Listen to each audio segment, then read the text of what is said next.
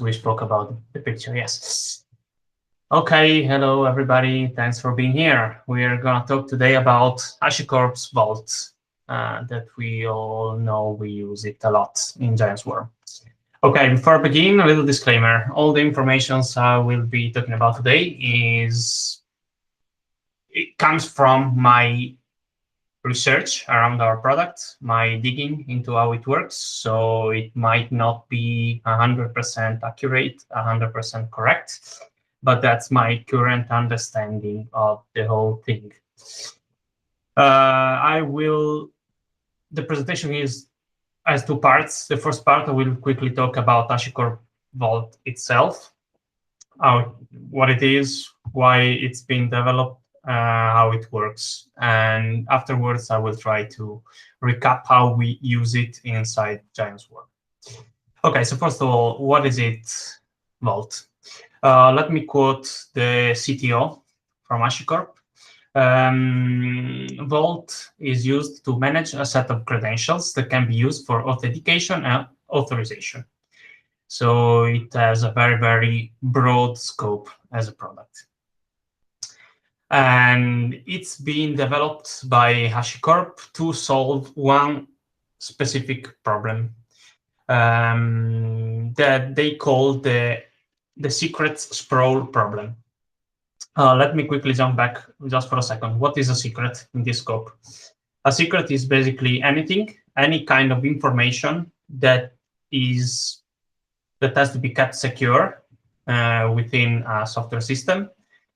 And it can be, for example, username and passwords, tokens for token authentication, TLS certificates, or that kind of stuff. Okay. So how do we manage this kind of secrets in the wild? I mean, those credentials are stored often in the source code for an application. Or if you are a little bit luckier, maybe you have environment variables in the application code itself, but you still have hard-coded the credentials into the configuration management system, for example. And that ultimately leads to have those credentials stored in some kind of VCS, usually. And that gives us a lot of issues. First thing, whoever has access to the VCS repository has access to the secret. And we have zero control over who actually got access to the secret. So there is no audit log about them. There is, again, no security, because if you have access to the VCS, you have access to the secrets. So zero security.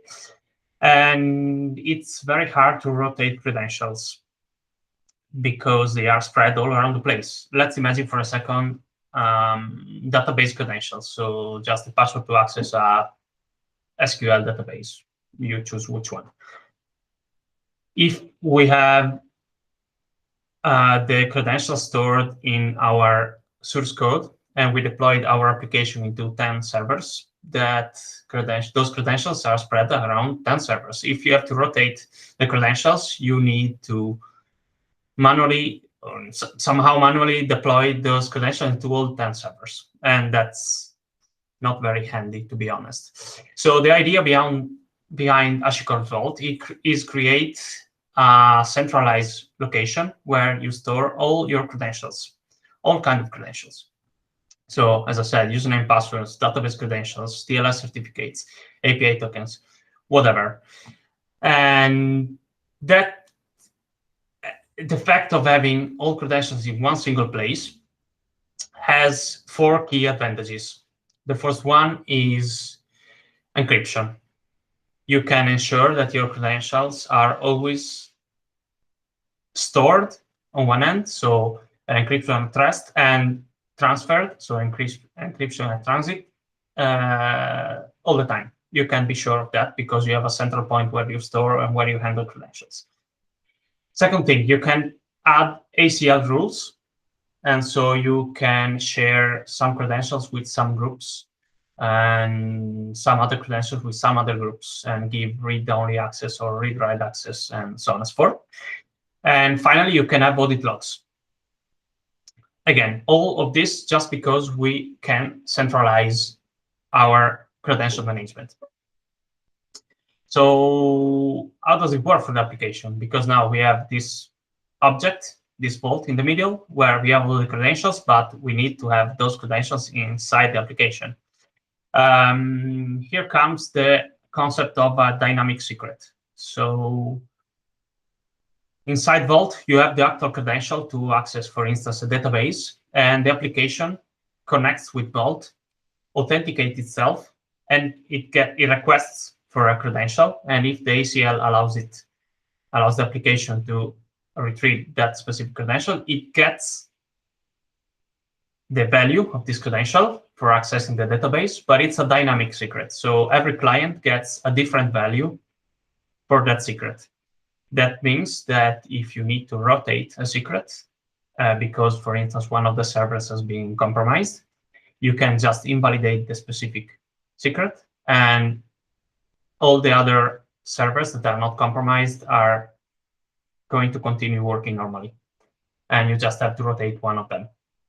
So that's the main advantage of having dynamic secrets. Plus, having dynamic secrets, again, has another advantage from the security point of view, which is if you have a security breach, you can tell straight away where the security breach came from, because you have that specific credential that is for one client only. So if you can tell from your database, okay, I have a malicious query coming from these credentials, you can tell straight away who is the client that has a problem. Okay, from a software point of view, Vault is organized into a core part of the product. So it's the common code for Vault itself, and a few so-called backends. So it's a plugin-based system where you can basically extend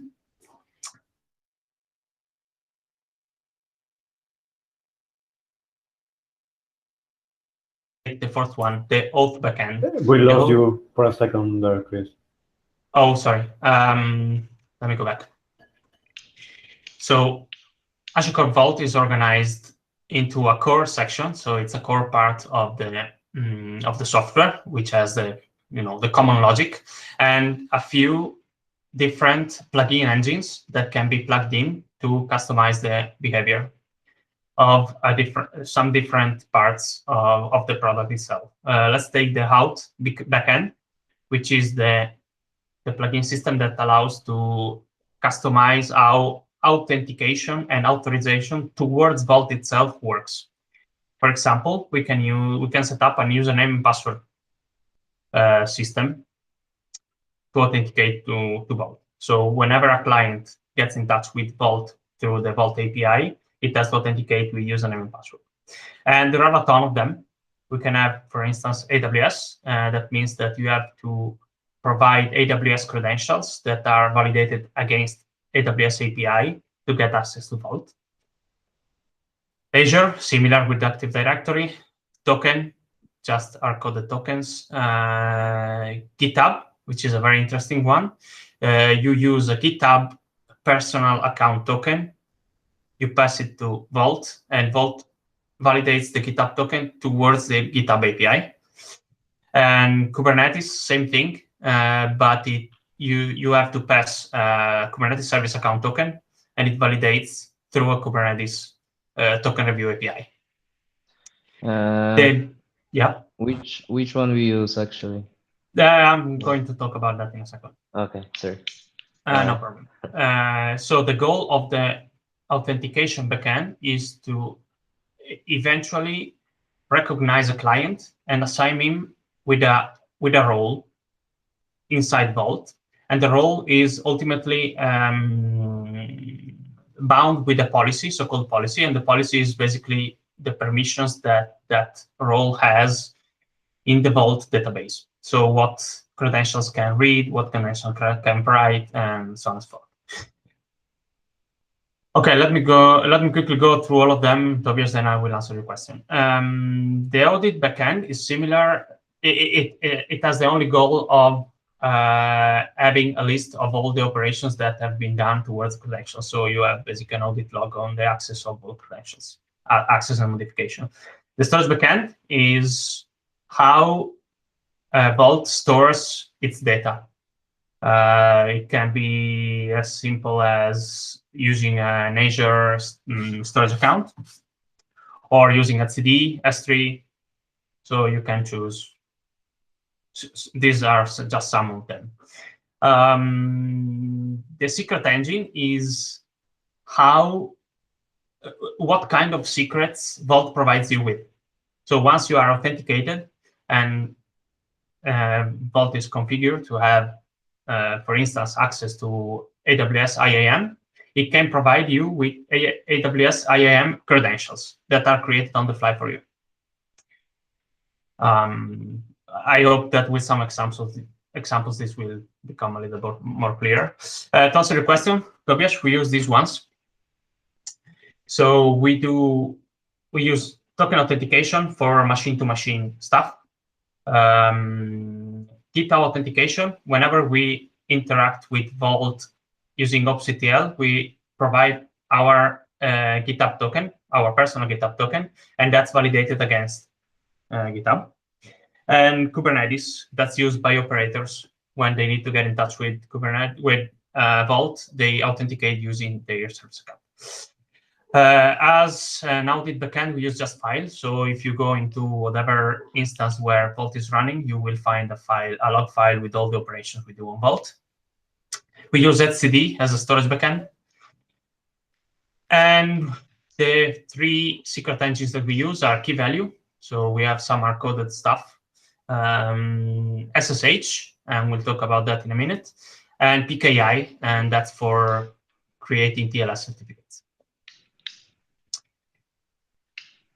One more thing, before we go into details, it's sealing. Sealing is the process with which Vault encrypts its data storage. If you remember, I told you that Vault encrypts data at rest. So if you have access to the file system where Vault stores its data, it's just encrypted stuff. You can't read it as long as you don't have the master key for decrypting it. And of course, that's the case for Vault, for the Vault process as well. So whenever you restart the Vault process, you need to do an operation that's called unsealing. So it's decrypting basically the storage. And in order to do that, you need to have an encryption key. And there are many ways where you can get the encryption key. And these are three very important examples. You can store it to AWS Key Management System. It's basically the Vault alternative for AWS. You can do the same with Azure Key Vault, same stuff. Or Vault Transit, which means you have another Vault instance where you store the master encryption key for the other Vault instance. So you have dependencies between them. So what does our infrastructure look like from a Vault point of view? We have a main Vault instance. It's called the Operations Vault, and it's running on Gorilla on OB63. And that one stores all the unsealed keys, so the master decryption keys for the control plane vaults we have. So we have one Vault instance for every installation, and we deploy it every time we deploy a new installation. Okay, and we create this encryption key. Then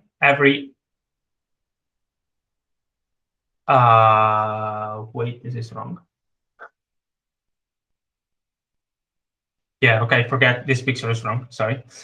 We stop here. There is only one Vault for every installation. There is no Vault for the single tenant clients. Okay, so but in the end, how do we use Vault inside Giant Swarm? Okay, this picture. The first use case we have is TLS certificates. As you know, Kubernetes needs a lot of TLS certificates in order to work. It uses it for authentication. mutual authentication. For instance, when the kubelet of a Kubernetes node needs to get in touch with the API server, it needs to present a TLS certificate that is signed by the correct CA in order to be authenticated. And on the other end, the kubelet itself validates that the API server he's talking with it's the right one by checking the TLS certificate again. So there are a lot of certificates going on, and we deploy all certificates using Vault. How does it work? For the control plane itself, there is a tool called certctl that is running on every master and every worker node that gets in touch with Vault and downloads the certificates that it needs. And that's for the control plane Kubernetes cluster. For tenant clusters, the provider operator gets in touch with Vault and creates the certificates and stores into secrets. Those secrets are then injected into the Cloud Init configuration file for worker nodes. And then when the master and worker nodes boot up, they read the file from Cloud Init. The file is actually encrypted and it gets decrypted, but it's just a technicality. So the point is that the generation happens on the control plane and gets injected to the tenant cluster nodes. As easy as that. And this is the first use case we have. Here, authentication happens with a token. So in the master nodes, we are coded the token that gets generated when we deploy the control plane. And that token allows the master node themselves to authenticate towards the Vault instance. As you can see, we never interact with the operations Vault here. We only interact with the local control plane Vault instance. And that's TLS. Second thing we use TLS Vault for is SSH. Whenever we SSH into the control plane master or worker nodes or the tenant cluster master worker nodes, we use Vault for SSH authentication. And that's how it works. First of all, we use our personal SSH keys to connect to the Bastion host through the VPN. That's a very normal SSH connection, and there's no Vault involved here. With that, we create an SSH tunnel that allows us to connect to the Vault instance, which is not exposed to the internet in any way, and providing our GitHub token. Vault verifies the GitHub token with the GitHub API and basically provides us with a role that allows us to do certain operations. What we do is we sign our SSH key with Vault's CA, certification authority. So we get back a signed SSH key, and we can use that SSH key to SSH wherever. And you might ask yourself, why does it work? Simply because all these nodes have the public key of the Vault's certification authority, and they are instructed to trust any key that is signed with that certification authority. So that's how it works, if it makes sense. And finally, the third thing we do with Vault is generate kube configs for us. So as in the case before, we create an SSH tunnel using our SSH key, and we provide our GitHub token to Vault. It gets validated, and we request Vault the user certificate for our control plane or for our tenant cluster. These operations are pretty tedious, and we automated them using opctl. So whenever we type opctl create kubeconfig -i talos, all these operations are done under the hood for us. And that's, by the way, the reason why if the Vault instance has no internet access, nothing works. because Vault is not able to check if our credentials are valid or not. And for that reason, it never, obctl gets stuck, basically. That's what happened recently with GK Software, if I recall, with Goku. Or no, maybe it was, well, anyway, doesn't matter. But Vault needs to have internet access for validating our requests. And that's the end of what we do. Yeah, of course, with the user certificate, we can connect to the API server and do our requests. If you have any questions, I'm happy to answer them. I have one. Sure. So before the central vault, we need two people to unseal any vault installation, right? Because you could only unseal a vault if you provide two keys, right? Two different keys from different person. Now how it works? One key is provided by you and the other is provided by the central one? I don't know about this double key system, honestly. I know there is a feature and it's enabled on every Vault instance we have. It's called auto unseal, and it's completely automated. So whenever a Vault instance restarts, it's able to unseal itself automatically. How it works in the details, I'm not able to answer. So yeah, I don't know.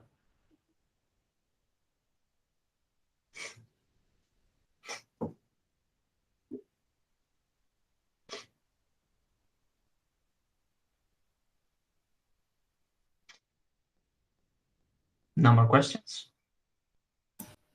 You mentioned that it was used by the operators, but I don't see how.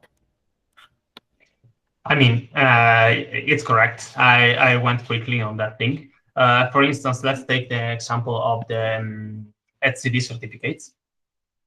The etcd certificates are requested by the cluster operator by creating a CR that is the cert config, if I recall. And then the cert operator picks up that CR and connects with Vault, downloads the TLS certificate, and creates a secret. At that point, the Azure operator reads the secret and stores it into the cloud init data. So in the Azure operator itself, you only see the last part of the process. Okay, it uses it as a config value that it needs to set. It doesn't use it as a way of authenticate. Yeah. Yeah, it's been provided to the Azure operator. In fact, if you recall, we have some in some part of the code, we have some waiting stuff. It is I think it's called the cert searcher or stuff like that. Yeah. And that's exactly what it does. It expects to have a secret that exists. And if you, for instance, scale to 0 replicas the certificate operator, you are not able to create a cluster because you don't get the certificates and you can't create the cloud init data and get stuck. So, yeah. We have one Vault instance per installation, right? Yes. Yes. Yeah. So right now we save or we store some secret values on our installations repository. Could we use Vault to save those values there instead of using GitHub? I guess we can. I mean, we need to ultimately we need to store at least the Vault tokens in the installation repo, because whenever, for instance, the certctl, let me get back to the certctl here needs to authenticate. And where do you store the token for certctl to authenticate Vault? So that there are at least some authentication tokens, you need to store them in the installation repo. And that's what we do at the moment. But I guess we can move some data to Vault. Yes, why not? But it's kind of chicken egg problem. Like, yeah, how do you configure the contents to Vault if you don't have the Vault? Exactly. In fact, when we deploy a control plane now from scratch, we need to deploy Vault twice. We first deploy so-called insecure Vault. It's a vault with no ceiling, so unencrypted storage.